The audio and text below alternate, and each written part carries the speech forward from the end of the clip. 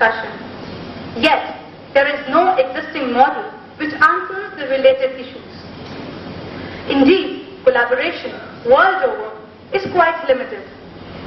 This just makes the problem more complicated.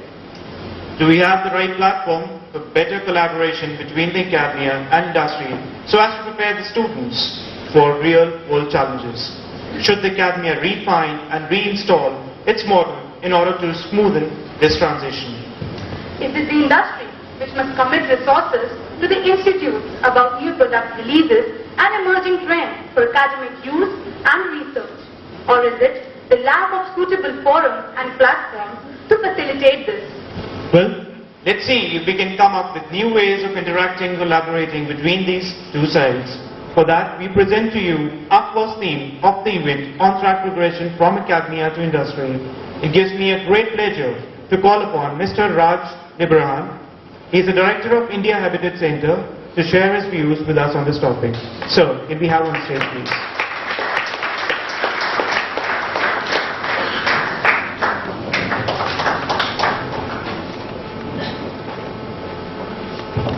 Kashipur, Professor Gautam Sinha, members of the faculty, scholars who are here in this wonderful institution.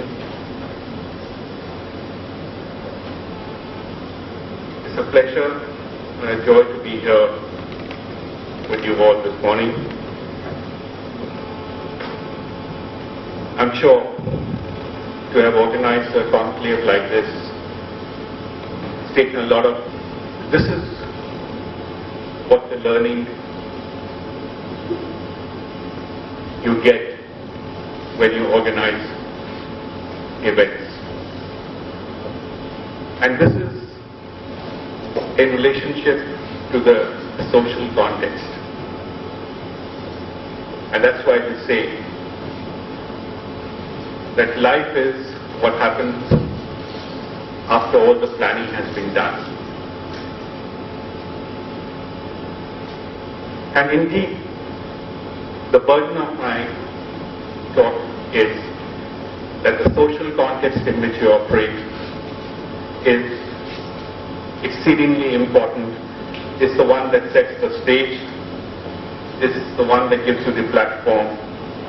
And it is the one that sets you on the course for the longer run.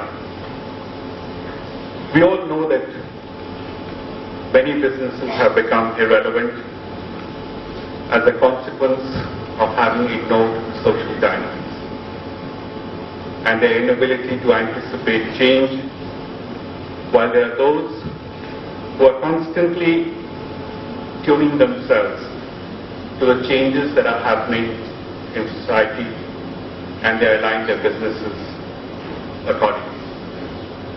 The first dimension is about a creative appreciation of people's needs.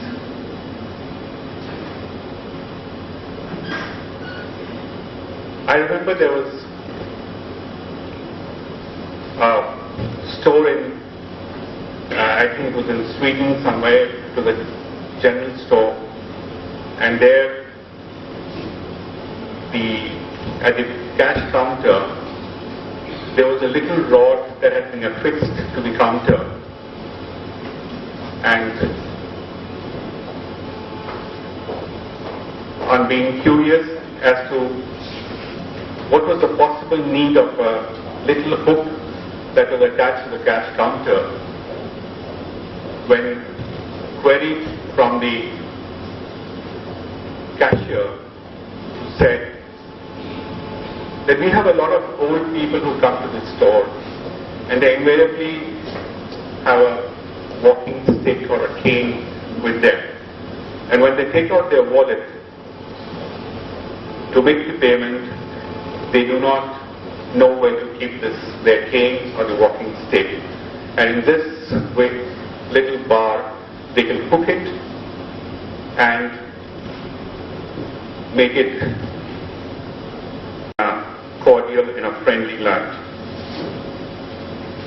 But that is not going to really do the work.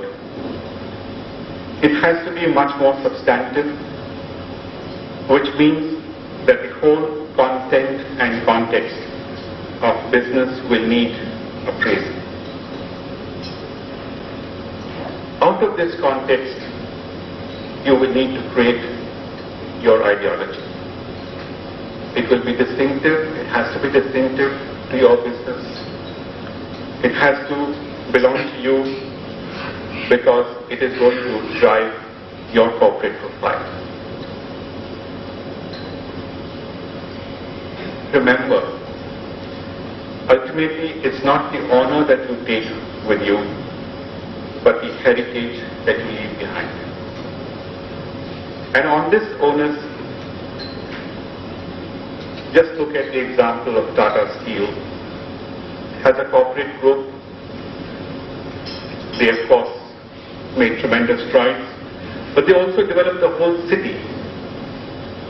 It's a different matter that perhaps Tata Steel is not doing as much or as well in terms of corporate profits as it used to.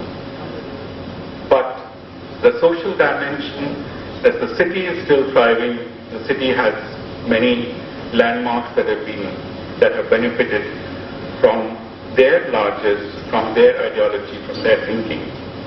And that's the kind of a heritage that has been created. The related question for every business is of course going to be how much of social responsibility, how much of the social context to be reckoned with, and how much do we concentrate on pursuit of corporate goals.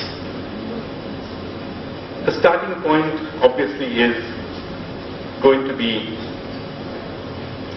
the legal framework.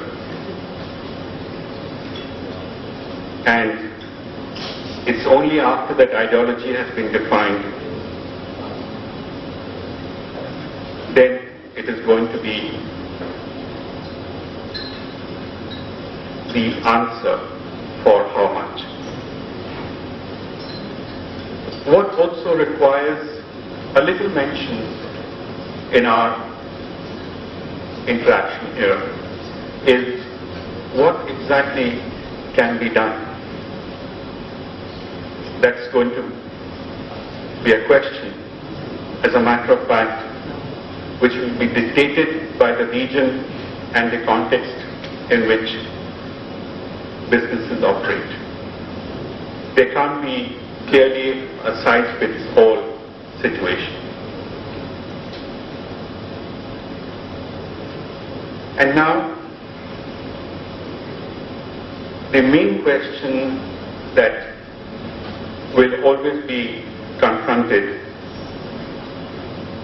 that will confront everybody who is going to be in the world of corporates is, and that is going to be a constant confrontation as to which is the best way to do things, particularly from the point of view of ethics. And this answer will have to come from all individuals as to whether my initiatives, whether my participation, whether my role is ethical. You all heard of the 5 tips from Tony George, extremely relevant, extremely valuable, and he mentioned the value system. It's ethics. Ultimately, it's about ethics. It's ethics because that is what dictates your entire value system. It's the foundation and the backbone of all excellence. And there aren't any shortcuts to it. There is always going to be dilemmas in life, in situations, whether take the shortcut, whether it is imandari ya samajhdari. All of you are familiar with the story of Ramayana. When the crucial moment comes, the Lord Ram's forces have gone to invade Sri Lanka to eliminate the evil from that empire.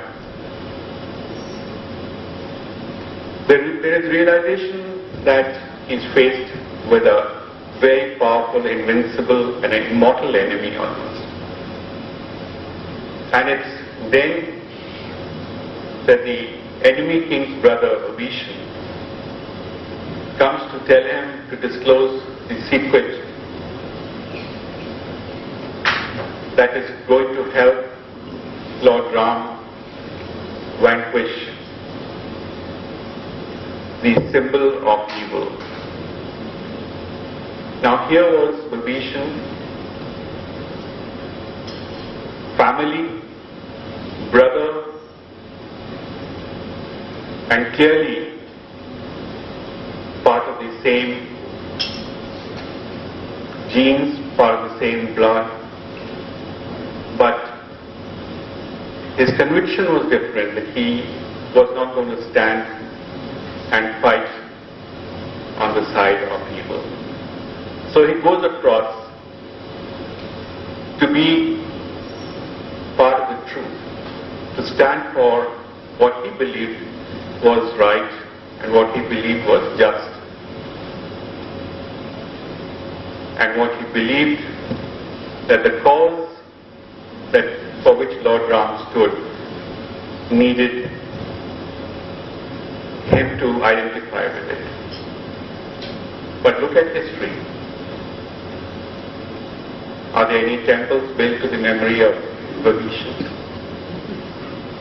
How many people have been named? How many mothers have named their children, sons, Vibhishan in the thousands of years thereafter? But nevertheless, it was not about the honor, it was about the heritage